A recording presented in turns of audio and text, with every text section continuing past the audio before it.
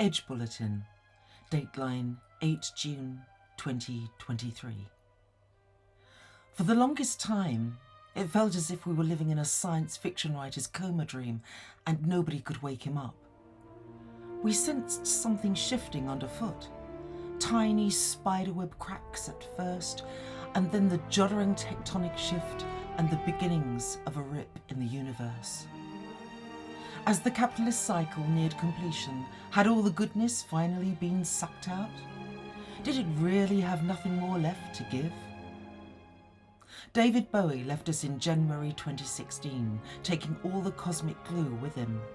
He'd given us 5 years. That would take us to 2021. How much worse could it get? First, the empathy went, then the critical thinking. A cloud of amnesia floated like locusts swarming over the field of human view, before settling invisibly and fatally. We were the last remnants of a better time, a higher collective consciousness when, despite the flaws and age-old crimes, mostly everything was an upward trajectory. Humankind flowing towards the great attractor, full of potential, us at our best. Never before had the mass of any population enjoyed the advantages of princes and princesses in such numbers. Time to spend toiling less in fields and factories and more on the things of wonder and beauty. We enjoyed poetry, philosophy, science, and music.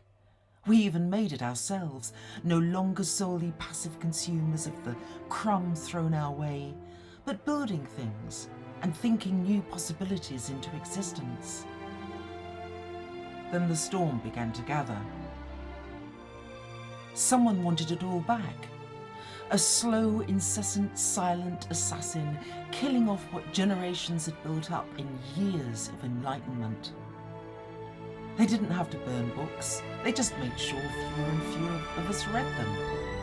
Giant conglomerates undercut the bookstores while we were busy amusing ourselves to death.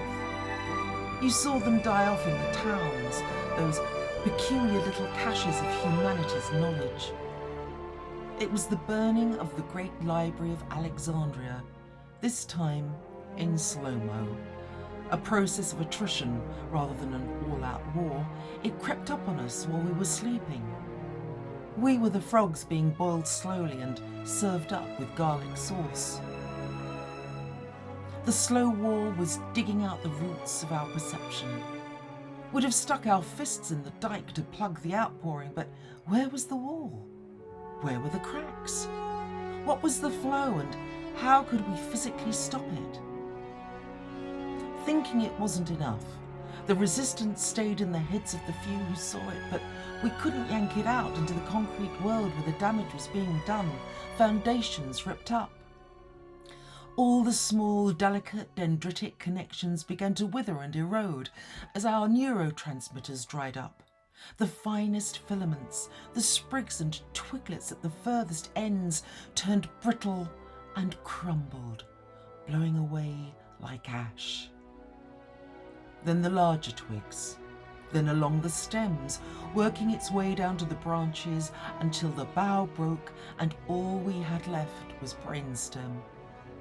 The world perceived without nuance, crude clashing opposites, grunts and cliches, pleasure and pain, or without the pleasure, ones and zeros. It wore down to basic sex drives and fury. Fight, flee or fuck, and then even that failed as our libido was throttled. The television screen that had once been a window into the wider world seduced us by showing us experiences we were unlikely to have ourselves, that had laid out vicarious pleasures like lacy underwear and chocolates on silk pillows. It was now our jailer. Dramas that drew you into the complex curlicues of thought, that surprised and shed light, now reduced humans to hysterics, never alive unless confronted by death.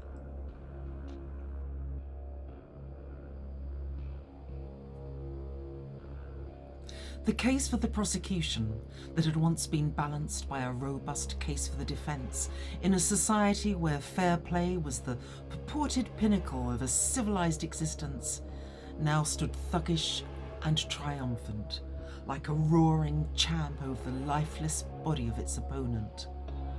No longer thesis, antithesis, synthesis, but one big tough guy imposition of narrative, smashing your head like a sledgehammer crushes a nut.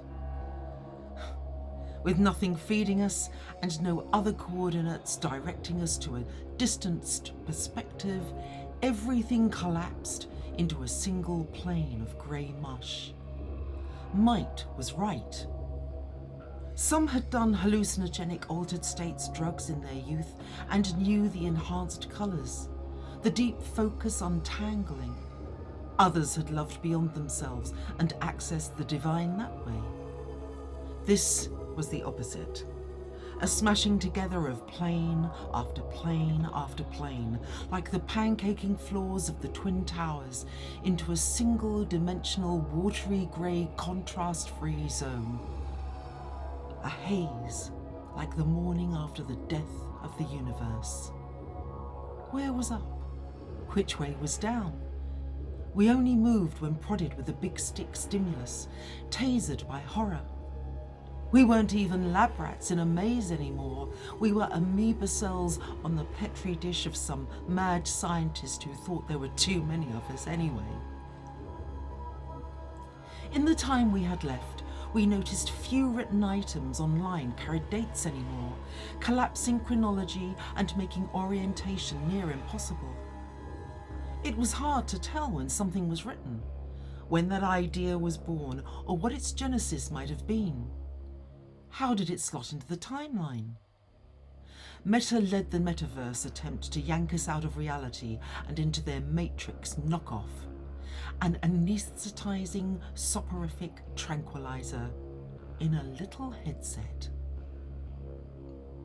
When that failed, they gave us artificial intelligence that wasn't very intelligent after all.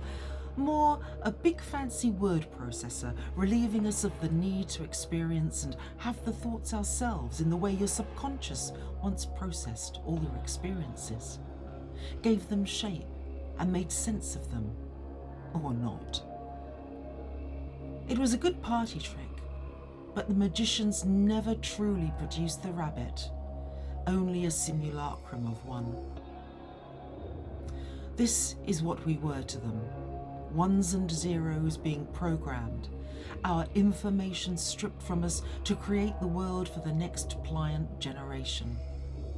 They wanted newborns no longer sucking at the teat of the TV screen or the iPad or the mobile phone, but completely shrouded, cocooned, all stimulus inserted via goggles. So what was to be done? So what was to be done?